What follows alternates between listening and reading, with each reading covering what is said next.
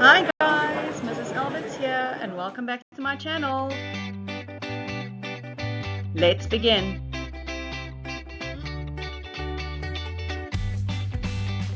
Right, let's look at some practice questions for HEKS van HEXRIVIER. Okay, nommer 1, hierdie gedig is 'n vorm van 'n epiese liriese volksballade. Noem die verskillende verhalende elemente wat in die gedig voorkom. So this poem is a form of a epic lyrical folk ballad. Mouthful. So what that means is basically epic means story, lyrical obviously means like it's a song because there's a chorus in the story or in this poem, sorry. And then a folk ballad meaning it has been told over and over by generation to generation, and it's a ballad because it's a song. So when you have to look at all the verhalende, the story-like elements in this poem, you will see that the story is quite simple. It's told in simple language, plain language. You have a story from start to finish. It has characters, it has intrigue, it has a theme. 1.2, watter toon kan jy in die gedig waarneem? What tone is present in this poem? And there's two different types of tone here. You've got this in love, loving, expectation in the beginning, and then later it turns to sadness and when we feel sorry for the characters in our story. Nommer 2, die titel vertel ons waaroor die gedig gaan. Waarna verwys die titel? So the title tells us what the story is about. What is this title referring to? Immediately it shows you that the story is going to be about somebody called a HEKS, and she comes from HEXRIVIER. So very plain, simple, straightforward. This poem does not hide any hidden agendas or meanings. It is what it says it is. 2.2, waar het die meisie gewoon? Gee 'n volledige antwoord. Where did she live? You have to answer this completely. She lived on a farm in the HEXRIVIER Vallei with her parents. Nommer 3, waarom verwys die spreker na die meisie as 'n hugenote meisie? So why does the speaker refer to the girl as a Huguenot girl? Her family was Huguenots. Now Huguenots is a religious group, part of the French Protestants who fled France because of the Catholic, I don't want to say invasion, that sounds like I'm dissing the Catholic, but there was a fight between Catholics and Protestants, and then they immigrated to South Africa, who moved from France to South Africa. Then number 4, haal 4 opeenvolgende woorde aan om te bewys dat haar skoonheid die jong mans betower het. So you need to have 4 consecutive words to show that her beauty bewitched the young men. And that is lig in haar oë. She had light in her eyes. She had beautiful eyes. Her eyes bewitched them. Nommer 5, haal 'n voorbeeld van 'n teenstellende voegwoord in die gedig aan. Your contrasting conjunction in your poem is maar, which means but. Nommer 6, gee 1 woord uit strofe 2 wat haar oë beskryf. So now you have to go back to her eyes, 1 word in stanza 2 that describes her eyes, and that's lieflike. So twice in the poem do they refer to her eyes, so she probably had most beautiful eyes. Nommer 7, verduidelik die simboliek van die rooi orchidee. So you have to explain the symbolism of the red orchid. The orchid, also called a disa, symbolizes the person that would bring the orchid to her. So the red basically shows us love. It represents the love. The person who would bring her the red orchid would be the person that she would love for the rest of her life. Number 8, wat was haar voorwaarde aan die jong man waarop sy verlief was? What was her condition for the young man that she was in love with? That he had to climb this mountain side to get the red orchid, and that if he brings it to her, she would marry him. Just a side note here, I think we did discuss it in our poem notes, that this flower grows indigenously in the Western Cape on cliff hangs, or look at that, cliff hangs, cliffs or mountain sides, so very dangerous territory. Nommer 9, jy't is 'n voorbeeld van elisie. Gee die korrekte vorm van die woord. So it's a form of elisie. Give the correct form of the word. It's jy het. Goed, nummer 10, waar presies groei die rooi orchidee? Where exactly does this red orchid grow? It grows high up against the cliff face of the HEXRIVIER mountains. Gee 'n ander naam uit die gedig vir die rooi orchidee, so a different name for the red orchid. It's also called die rooi Disa. Disa, it comes from the fancy name Disa grandiflora or the Disa uniflora that refers to the type of orchid. Nummer 12, haal een woord uit strofe 2 aan om te wys dat die terrein waar die orchidee groei gevaarlik is. So one word from stanza 2 that is evidence that the terrain where this orchid grows is very dangerous, and that is berghang, which means cliff. A ballade is altyd klankryk, so it's always rich with sound, a ballad.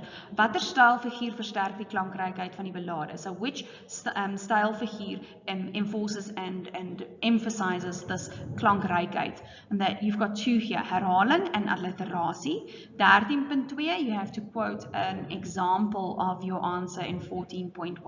So herhaling is repetition. You've got Elise where Elise. And when you look at your alliteration, you could have done any one of the alliteration. I just took the first one, which is Blom van die berghang. You could have also quoted HEXRIVIER se heide, the H sound. Nummer 14, waarom word die verlede tyd in versdeel 8 gebruik? So why do they use the past tense in line 8? Dit is nie 'n uitgemaakte saak nie. It is not a given fact that he picked the flower for her, or would have picked the flower for her to bring to her. At this point of the story, it hasn't happened yet. 15, gee bewyse uit versdeel 9 en 10 dat die man desperaat was om sy liefde aan haar te betoon. So you have to quote evidence to show that this man was desperate to prove his love to her.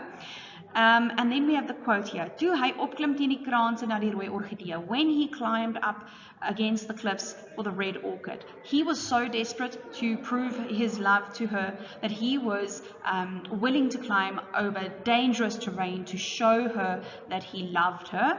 En nummer 16, vertel kortliks wat met die man gebeur het. So you have to quickly describe what happened to the man. His foot slipped and he fell from the cliffs to his death. Nummer 17, watter afleiding word in versdeel 12 gemaak? What deduction can you make from line 12? Now if we go to line 12, it says, met 'n Disa in sy hand is sy liggaam gekry. So with a Disa in his hand, his body was found. You can assume here that he did get the flower. He climbed all that way up, he got the flower, he was destined to marry Elise, but unfortunately he fell to his death. So the Disa was found with his body.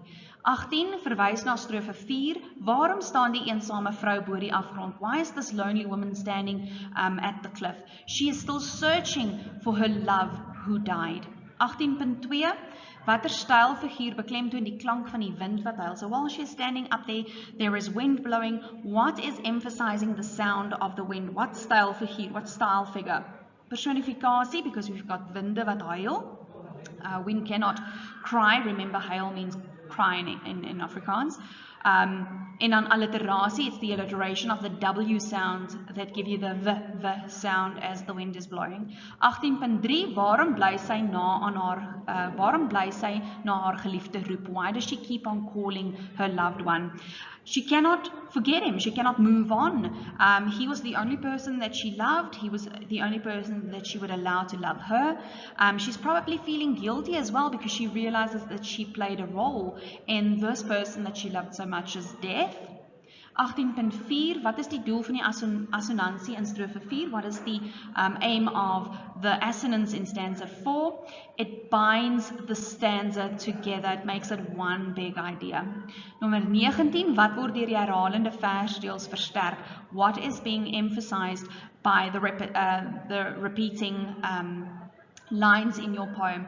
It emphasizes and it strengthens the rhythm and the sound richness of this poem. Remember, when you read this poem as well, it has a rhythm to it. It flows nicely. That is what the repetition does.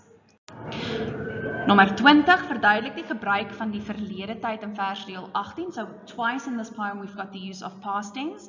So in line 18, what is the function of it? So you've got jou hart wou jy gee vir die rooi orchidee. It's past tense because it shows you what she wanted but never got. It's the lost chance being emphasized here. If you want, you can even go back to that first time you saw the past tense, but you can only answer this question if they ask you this right at the end. And if they refer to both these past tenses, it refers to a lost chance, a choice that was made. 21. 'n lyriese gedig bevat altyd 'n refrein. Haal die versreëls aan wat 'n refrein in die gedig vorm. So you have to quote the lines that form the chorus. Remember, a refrain is a chorus. You have to quote what forms the chorus. Now, you know you are in the chorus when you see the words Elise or Elise. Those are the words that repeat. Everything else kind of repeats in the same way, but not entirely the same words being used. 21.2. Skryf 2 woorde neer wat binne die refrein rym. Okay, so in line 6 we've got gee and orchidee. Those two words rhyme with each other inside the line. Then 21.3, wat noem 'n mens hierdie soort rym? What do you call this type of rhyme? This is binne rym. It's called binne rym because the words inside the line is rhyming with each other. End rym is when we have words at the end of a sentence rhyming with each other. Binne rym inside a sentence. Number 22, wat is die boodskap van die gedig? What is the message of this poem?